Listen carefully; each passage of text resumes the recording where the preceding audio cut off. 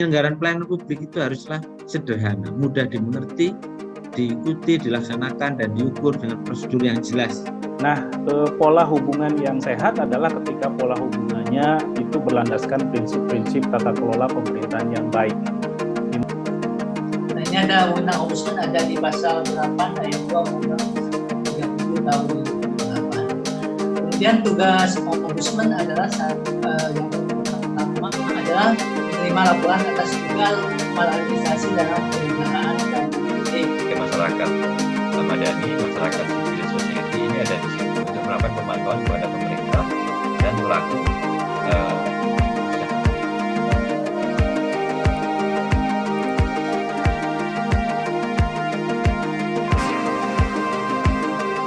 Baik, terima kasih Mbak Maria Ulfa. Bismillahirrahmanirrahim. Assalamualaikum warahmatullahi wabarakatuh. Selamat pagi Bapak Ibu dan rekan-rekan mahasiswa peserta pelatihan strategi pemantauan penyelenggaraan pelayanan publik sektor energi dan pertambangan. Selamat pagi kami sampaikan kepada Bapak Muhammad Naji. Selamat pagi kami sampaikan juga kepada Bapak Ibnu Firdaus yang sudah bergabung, dan Bapak Ibu rekan-rekan peserta pelatihan strategi pemantauan penyelenggaraan pelayanan publik. Alhamdulillah, puji syukur kehadirat Allah Subhanahu wa Ta'ala yang telah memberikan kita nikmat kesehatan dan kesempatan sehingga kita dapat berkumpul bersama dalam pelatihan yang diselenggarakan oleh Pusat Studi Hukum Energi dan Pertambangan.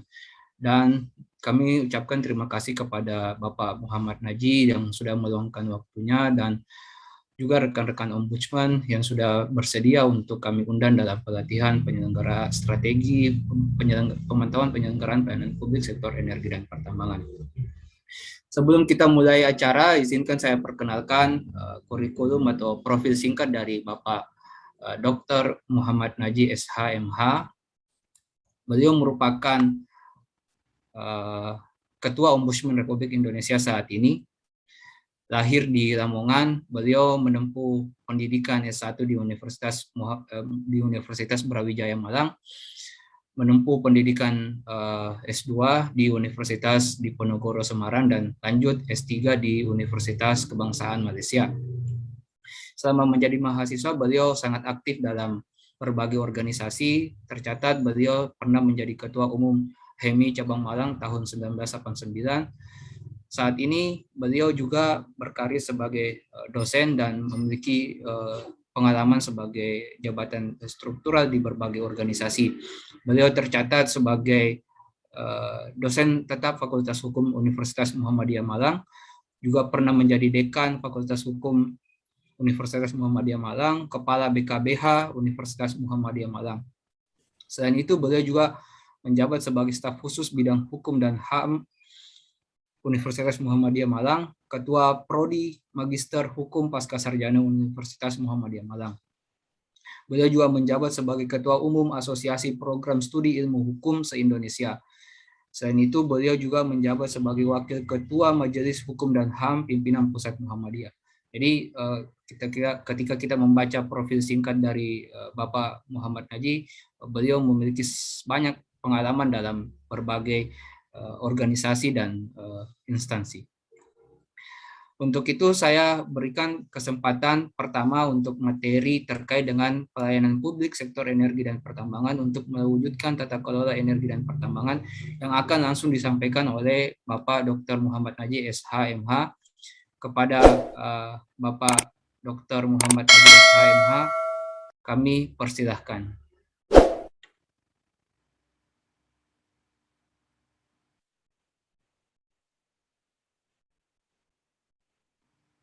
Pak Naji, apakah suara kami terdengar? Bisa di-unmute terlebih dahulu, Pak. Baik. Terima kasih, Mas Akmal. Yang saya hormati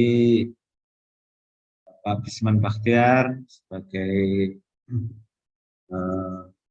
pimpinan BUSEP, para narasumber, seluruh peserta yang mengikuti pelatihan hari ini. Pertama, saya ingin mengucapkan terima kasih atas kesempatan yang diberikan kepada saya untuk ikut turun rembuk.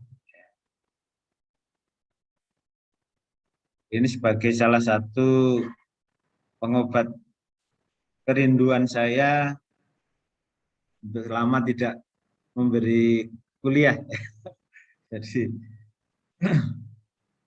terima kasih Bu Syeb sudah mencoba untuk memberi ruang pada saya di dalam kesempatan yang baik ini, dan saya melihat antusiasme peserta cukup luar biasa. Ini menunjukkan bahwa isu-isu atau tema-tema bidang energi dan pertambangan itu memang mulai banyak peminatnya.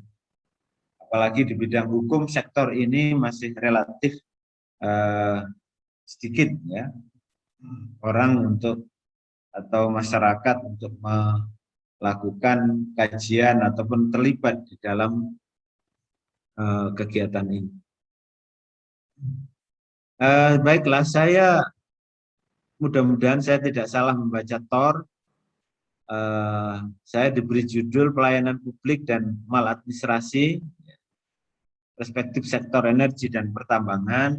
Namun di dalam kesempatan ini tentu saya tidak bisa secara utuh, sehingga saya beri dalam perspektif sebuah pengantar ya, pengantar singkat. Ini menarik karena dua aspek kaitannya dengan public services dengan maladministrasi itu sesuatu yang terus bergandeng atau terus terkait. Tidak ada pelayanan publik, maka tidak ada maladministrasi. Dalam arti bahwa dalam konteks aktivitas pelayanan publik selalu berhimpitan dengan isu maladministrasi. Dan itulah yang kemudian menarik mengapa kemudian di negara kita berdiri berbagai lembaga pengawas.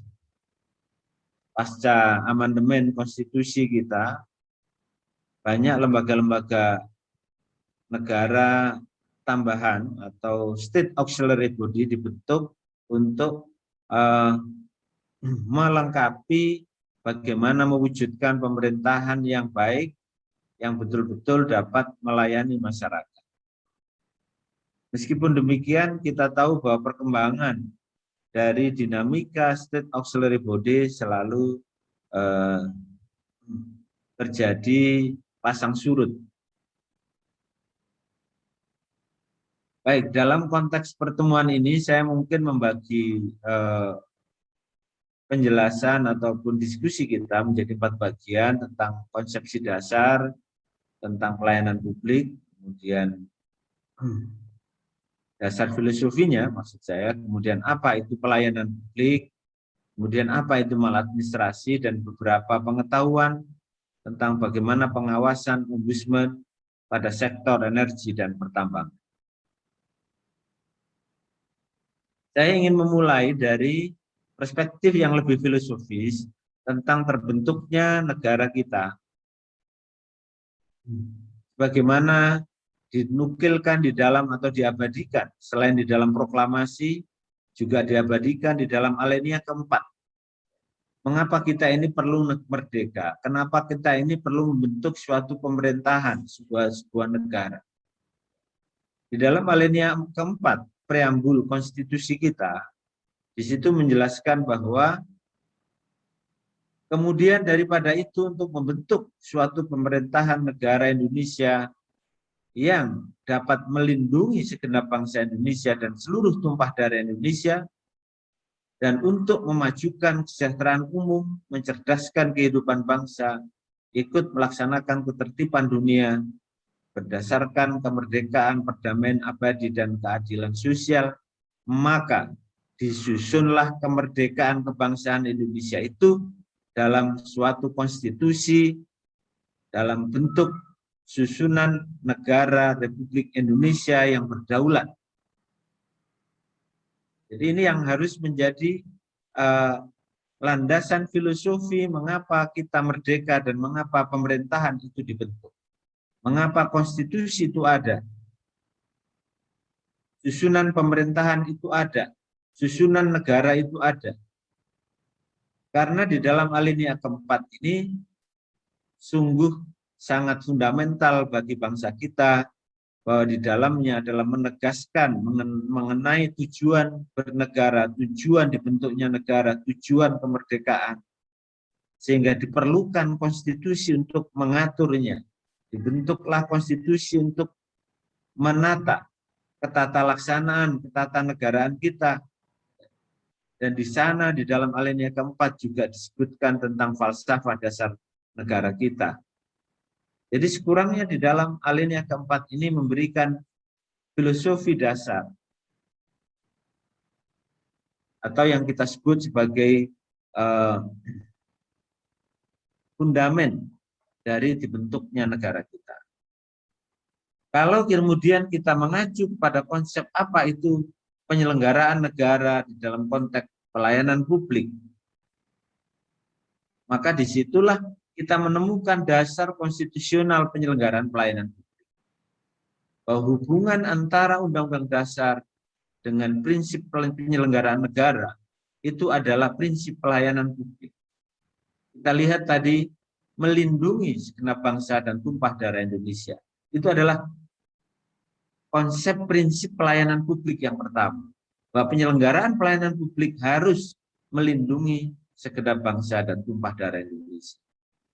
Yang kedua, selain prinsip perlindungan, juga harus bahwa penyelenggaraan pelayanan publik itu memajukan kesejahteraan umum.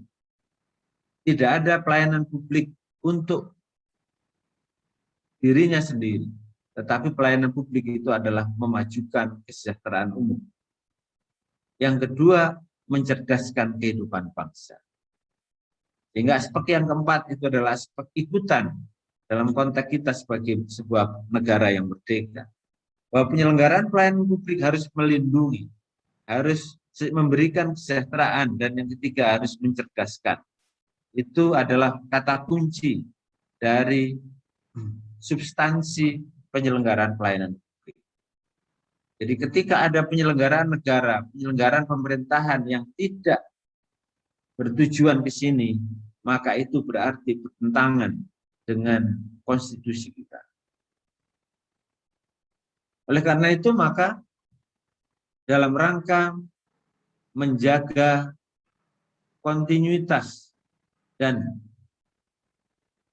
ketepatan di dalam melaksanakan mandat konstitusi ini, Undang-Undang Nomor 37 Tahun 2008 dibentuk sebagai lembaga yang memberikan pengawasan terhadap penyelenggaraan pelayanan publik.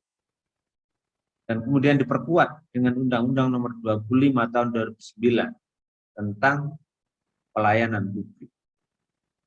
Justru itulah diharapkan bahwa dalam pelayanan publik, asas-asas umum pemerintahan yang baik, sebagaimana diatur dalam Undang-Undang Nomor 40 Tahun 2014 tentang administrasi pemerintahan, itu bisa ditegakkan secara bersama-sama. Sehingga kalau kita bicara mengenai pelayanan publik, sesungguhnya konteks regulasinya di negara kita ini dari level konstitusi sampai undang-undang itu cukuplah memadai. Nah, kalau kita kembali kepada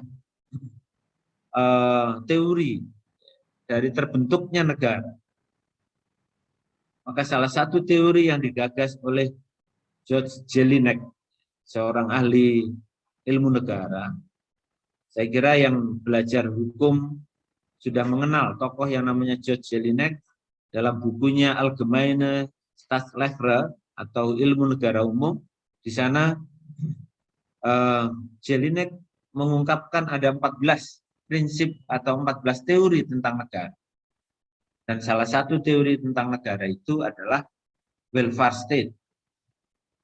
Bagaimana negara itu diperintah, bagaimana negara itu diselenggarakan, bagaimana negara itu diwujudkan untuk mewujudkan tujuan kesejahteraan umum tadi. Jadi secara konsepsional, sesungguhnya negara kita itu menggunakan teori welfare state. Ingin menerapkan prinsip-prinsip welfare state. Meskipun perdebatan konsep ini ada yang mengatakan kita ini negara demokrasi kekeluargaan. Tapi sesungguhnya kalau kita kembali kepada Undang-Undang Dasar yang asal, bahwa sesungguhnya prinsip dasar dari terbentuknya negara kita itu adalah menggunakan teori welfare state.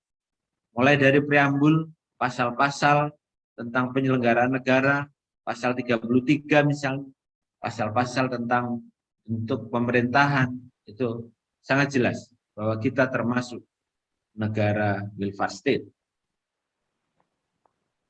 Nah, mengapa saya ingin menyinggung ini, saudara sekalian, bahwa penyelenggaraan pelayanan publik itu sungguh sangat telah diamalkan di beberapa negara di Skandinavia. Contohnya adalah negara-negara Skandinavia itu Denmark, Norwegia, Swedia, Finlandia, Islandia, di mana negara-negara ini dari indeks persepsi korupsi itu sangat rendah, yang menunjukkan bahwa mereka adalah negara yang memberikan prioritas kepada pelayanan publik, birokrasi yang melayani, korupsi yang sangat rendah. Ini terbukti ya, secara ilmiah. Jadi sebuah negara yang melaksanakan konsepsi welfare state itu negaranya sejahtera, aman, dan sangat rendah korupsinya. Nah, ini tadi yang saya singgung tentang 14 teori George Jelinek tentang negara. Saya tidak akan membahas tentang ini karena ini bukan kuliah tata negara atau ilmu negara, tetapi saya ingin menyinggung bahwa teori Jelinek tentang negara kesejahteraan atau bahwa dalam mempelajari terbentuknya negara itu ada tujuan sosiologis dan tujuan yuridisnya. Dan tadi sudah saya singgung bahwa kita memiliki tujuan sosiologis dan tujuan yuridis yang secara sosiologis dituangkan dalam pembukaan Undang-Undang Dasar dan secara yuridis terbentang di dalam batang tubuh konstitusi. Nah, konsepsi negara kesejahteraan, saudara sekalian, birokrasi itu akan melahirkan kebaikan-kebaikan. Seperti yang tadi saya singgung, bahwa di negara-negara Skandinavia, itu pelayanan publik terbaik di dunia. Tingkat korupsi paling rendah di dunia. Dan data di PBB menunjukkan bahwa negara-negara yang menggunakan prinsip kesejahteraan itu negara paling berbahagia di dunia. World Happiness Report. Birokrasi terbaik. Dan kehadiran ombudsman itu adalah replikasi dari usaha-usaha kita, usaha-usaha bangsa kita untuk mengambil pengalaman bagaimana di negara-negara Skandinavia itu mewujudkan tujuan negara. Sementara kalau kita beberapa laporan mengenai bagaimana pelayanan publik di Indonesia pernah disampaikan oleh Mensesnek bahwa penyelenggaraan pelayanan publik di negara kita itu dikatakan mengerikan. Itu tahun 2018. Mensesnek kita menyatakan seperti itu. Karena apa? Karena pada umumnya pelayanan publik kita itu masih manual, tradisional, paper based. Kemudian baik hanya secara tertulis. Ombudsman pernah melakukan survei kepatuhan tentang pelayanan publik sejak tahun 2014. Dan dalam perjalanan itu, ternyata penyelenggaraan pelayanan publik itu masih bersifat good on paper. Good on paper itu hanya bagus di tulisan. Ketika disurvei, ketika dilakukan sidak, papan-papan penyelenggaraan itu petunjuknya sangat bagus. Tapi dalam konteks implementasinya masih harus terus ditingkatkan. Korupsi dan pungli masih terus terjadi. Ini menggambarkan bahwa budaya pelayanan kita masih belum menggunakan prinsip-prinsip pelayanan yang baik. Lamban, sering terjadi penundaan berlarut, tidak kompeten, tidak pasti kapan pelayanan itu selesai untuk dipenuhi. Pengurusan surat berapa lama, pengurusan izin berapa lama. Diskriminatif. Kita melihat banyak kejadian-kejadian diskriminasi yang dialami oleh masyarakat kita. Atas dasar ras, mungkin atas dasar status sosial, dan sebagainya. Belum ramah dengan disable atau difabilitas. Sarana-sarana yang menunjang kebutuhan-kebutuhan difabilitas juga masih sangat kurang. Sebagai pengalaman tentang penyelenggaraan pelayanan publik ini masih terus didorong untuk sampai ke sana. Pungli tertinggi itu di sektor pelayanan publik. Mengapa kemudian dibentuk Satgas Saber Pungli? Bahkan sampai sekarang, periode presiden sekarang juga masih membentuk Satgas Saber Pungli. Nah, kecenderungan yang kemudian menjadi berkurang atau merendah adalah implikasi birokrasinya. Contoh adalah beberapa sektor investasi, khususnya di pariwisata misalnya, kita melihat sektor ini mengalami penurunan. Kita lihat misalnya perbandingan bagaimana ini sebelum pandemi. Sebelum pandemi itu bagaimana jumlah wisatawan masuk ke negara kita. Thailand 27 juta per tahun, Malaysia 17 juta per tahun, Singapura 12 juta. Sementara kita yang destinasi wisatanya juga terbaik, itu masih menduduki ranking keempat di ASEAN. Ini contoh. Dan kemudian mengapa kemudian salah satu yang diupayakan oleh pemerintah yaitu dengan melahirkan undang-undang omnibus. Meskipun ini juga menjadi perdebatan, tetapi menarik ya, bahwa usaha pemerintah untuk melakukan debirokratisasi, penyederhanaan perizinan itu diharapkan bahwa akan mampu untuk mengundang investasi dengan lebih baik. Namun bisa kita lihat bahwa ini juga masih mengalami kendala-kendala tentang penyelenggaraan pelayanan publik di sektor perizinan investasi akibat dari penyelenggaraan Undang-Undang Cipta Kerja. Nah, saya ingin dalam kesempatan ini ingin menyinggung tentang apa itu pelayanan publik. Beberapa konsep mengenai pelayanan publik saya kira banyak ya dikemukakan oleh para pakar, diantaranya oleh Biro Lembaga Administrasi Negara, oleh Lovelock, oleh David Kevin, Menteri Dalam Negeri, banyak. Tapi saya ingin menegaskan di sini konsep yang dikemukakan oleh atau diatur dalam Undang-Undang Pelayanan Publik.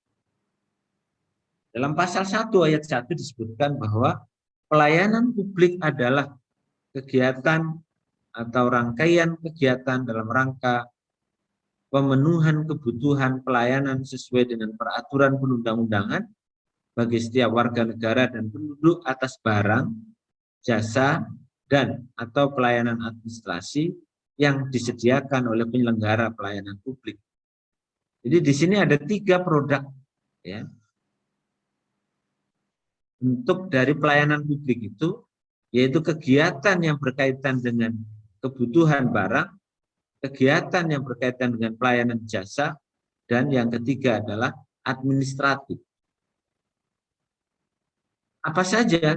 Nah, nanti akan kita singgung tentang apa itu pelayanan publik di bidang jasa, di bidang barang, dan di bidang administratif di dalam penyelenggaraan pemerintahan. Nah, sebelum itu saya ingin menyinggung tentang tujuan, bahwa di dalam proses penyelenggaraan pelayanan publik itu ada tujuan. Tujuan substantif tadi sudah saya singgung di dalam pembukaan Undang-Undang Dasar. Nah, sekarang menurut Undang-Undang Pelayanan Publik, bahwa pelayanan publik itu memiliki 4 tujuan. Yang pertama adalah terwujudnya batasan hubungan yang jelas tentang hak, tanggung jawab, kewajiban, kewenangan antar pihak dalam penyelenggaraan pelayanan. Di situ adalah tentang hak. Ya. Hak dari pemberi layanan, hak dari penerima layanan. Hak atas apa? Hak atas pelayanan yang baik, hak atas informasi yang jelas, hak atas batas waktu, hak atas sarana yang baik. Tanggung jawab, bahwa pemberi layanan memiliki tanggung jawab. Demikian juga penerima layanan, ya, bahwa memiliki tanggung jawab berkaitan dengan bentuk-bentuk penyelenggaraan pelayanan publik. Selain itu juga ada kewajiban. Kewajiban memenuhi syarat-syarat, kewajiban memenuhi ketentuan-ketentuan yang ada itu bagi penerima layanan. Kewajiban bagi pemberi layanan juga demikian. Memberi informasi yang benar. Karena tadi harus mencerdaskan. Jangan sampai pelayanan itu dilaksanakan dengan cara memberi kebodohan. Bahwa penerima layanan dianggap tidak tahu. Tidak boleh tahu sesuatu. Sehingga informasi dimonopoli oleh pemberi layanan.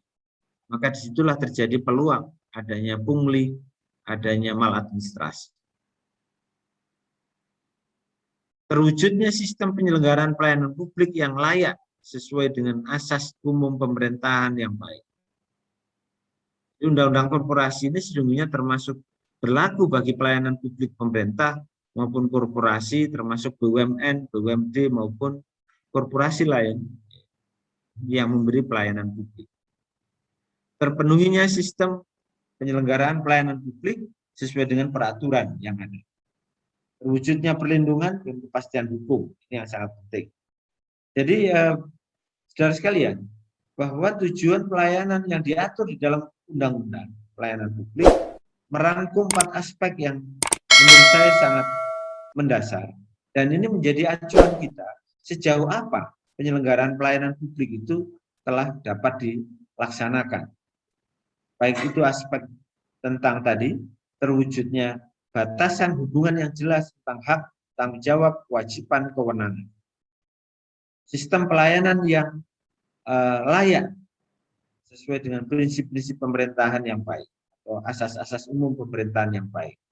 Di antaranya misalnya transparansi, partisipasi, kemudian sistem penyelenggaraan pelayanan publik yang sesuai aturan, perlindungan dan kepastian hukum, ini juga sangat. Itu kaitannya dengan pelayanan publik menurut undang-undang. Komponen apa saja yang ada di dalam pelayanan publik? Tadi yang sudah saya singgung bahwa sudah ada di situ adalah unsur institusi penyelenggara. Kemudian yang kedua, customer satisfaction, kepuasan pelanggan. Dan yang ketiga adalah penerima layanan. Ini unsur pelayanan publik. Sehingga kalau kita mengamati, mencermati dari penyelenggaraan pelayanan publik, maka sesungguhnya ada 3 komponen ini yang perlu kita nilai.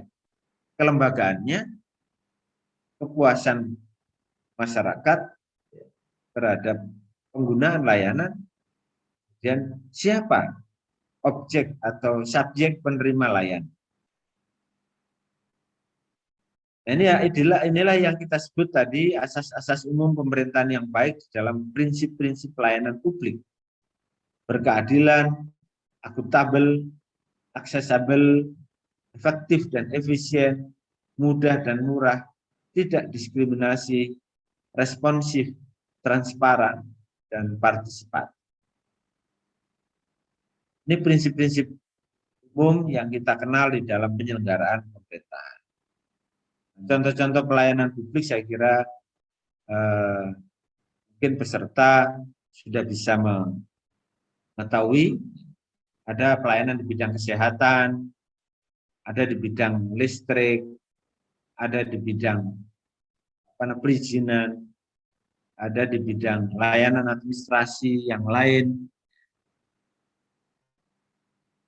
Pelayanan itu sangat banyak. Dan sekarang sesungguhnya setelah berlakunya Undang-Undang 25 tahun 2009 tentang pelayanan publik, sarana-sarana penyelenggaraan pelayanan ini sudah mulai membaik, meskipun belum seluruhnya. Nah, ini adalah jenis barang dan jasa. Contoh, ada barang itu yang memiliki rivalitas.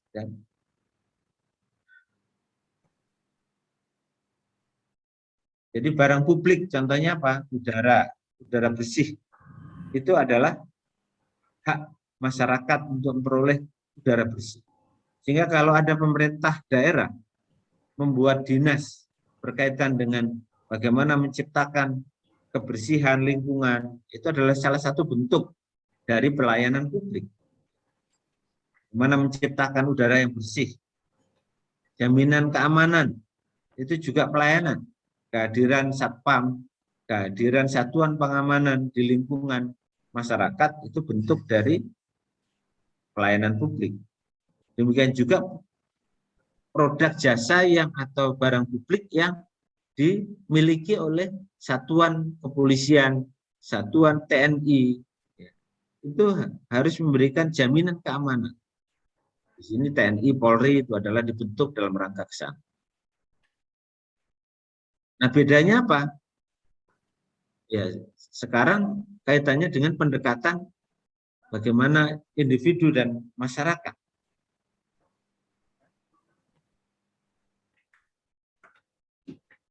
Jadi misalnya kalau pribadi itu rumah itu harus ada pengamannya, mobil. Nah, kemudian barang dan jasa semi publik itu memiliki ekskludabilitas tinggi tetapi rivalitasnya rendah. Misalnya jalan tol, fasilitas bandara, terminal, jembatan atau sarana penyeberangan laut. Asal ikuti gini ya, tapi bisa. Sedangkan jasa yang semi privat memiliki ekskludabilitas yang tinggi tetapi rivalitasnya rendah. Misalnya sumber air bawah tanah. Ini contoh-contoh barang dan jasa yang berkaitan dengan masalah pelayanan publik. Pelayanan publik bisa juga dalam bentuk yang paling sederhana,